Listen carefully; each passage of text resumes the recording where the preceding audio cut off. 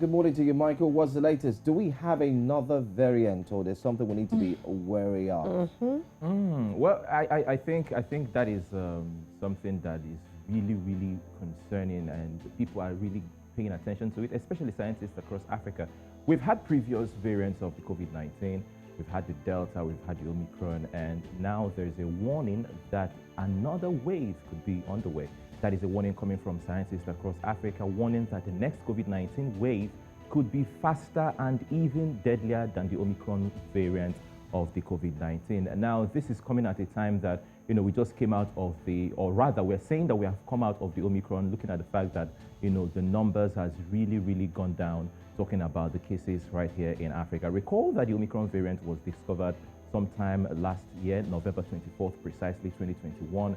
And this variant actually went ahead, to give Africa one of the most cases, or the highest number of daily cases in a day, talking about the one we had on the 10th of January 2022, when we had 46,000 cases in one day. And of course, the continent is definitely, getting out of all of this. But it's important to note here that this Omicron variant lasted the shortest, talking about the Omicron variant, and of course, with increasing for just 6 weeks before it started to fall. And since the 7-day rolling average cases has dropped by about 71%, we can now say that Africa's worst of the fourth wave of COVID-19 is definitely behind her. But one question, Joe and Oluche, is what can we learn from this experience, and what does it tell us about what we could expect from a possible fifth wave of the COVID-19? Well, global leaders must, however, unite around,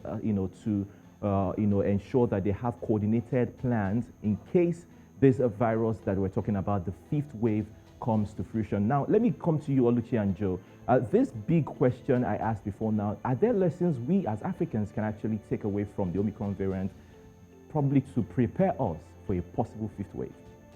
I would really love to answer that question, but Mike, I think I would like to put you on the spot and throw that question back to you. Well, I mean, you've been following this very closely, but I've got my answers, by the way. My answer simply is there's a lot of hesitancy here and there. I think we just need to ensure that we start taking the vaccines.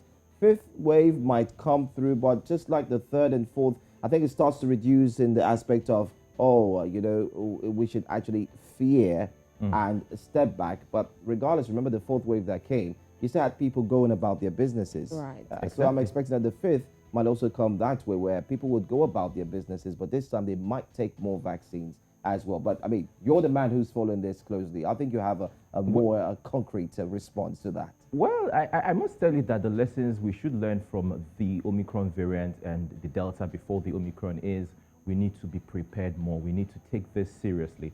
The pandemic is not something we should joke about. It's not something we should handle with kids' gloves. It's not something that we should just say, well, it came and it will definitely go. We need to do what we can. Government across, all of the African governments, we need to come together and do all we can, talking about vaccines, talking about, the vaccine hesitancy, just as you mentioned it, is something that many African countries have reported daily, people running away from these vaccines, and also isolation centers too. We need to know that Africa, we have a long way to go in terms of managing all of these outbreaks when they happen. So if you ask me about these lessons, I must tell you, there are big lessons for us to learn, and I hope that we've learned those lessons and we're better prepared in case of further outbreaks in the near future. But let me leave that story now and take it to South Africa, where there's a bit of good news, because South Africa has recorded 0 COVID-19 deaths in the last 2 days, and this is the first time since May 2020.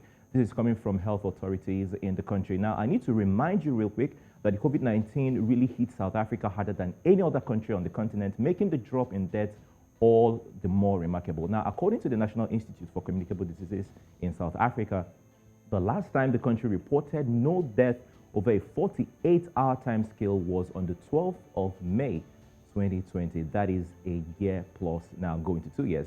Now, the hospitals in South Africa, according to reports, are pretty much empty of COVID-19 cases, and this has been attributed to both the rollout of vaccines, to the impact of past waves of infections. I brought you a report on Monday where I told you some of the, the continent of Africa that has been hard, or rather the part of Africa that's been hit hard by this pandemic. South Africa, or southern part of Africa, is being hit hard, followed by the northern part, eastern part before you talk about the western part of Africa. But before I let you guys go, let me just let you know some of the numbers talking about the numbers of the COVID-19 right here in Africa. Now, Africa CDC has come out to tell us that Africa has recorded over 11,130,181 cases, with deaths pegged at 247,341, while the number of recoveries stand at 10,392,677.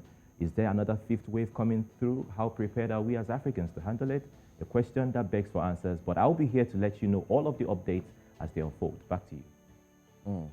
Is there a fifth wave coming? That's a big question, Oluchi. Big question. And, Well, it's a remarkable for me, for South Africa. That's a remarkable one.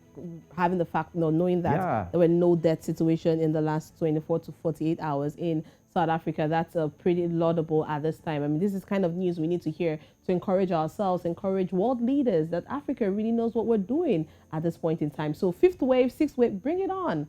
We will overcome. I think we have to give kudos to the government of South Africa, Cyril Ramaphosa. We know how the Omicron variant was first reported in South Africa, but there were questions, or rather concerns, people bringing out reports that it wasn't actually the first place that we had the Omicron variant. Some people said it was reported first in the western part of the world, but South Africa was the first one that, got the global attention. But kudos to them, kudos to Cyril Ramaphosa, doing all he can to, mitigate all of these effects of the virus and, curbing it and managing it. And now they're experiencing no death in 48 hours. The last time they had that was in 2020, 12th May. Kudos to them. That's it. Thank you so much, Mike, for being here. And thank you for giving us the latest concerning COVID-19 and coming across the continent and making sure that we are updated and you stay updated. Don't forget, you can also follow us on all socials. You will catch the latest concerning the updates surrounding the COVID-19 pandemic.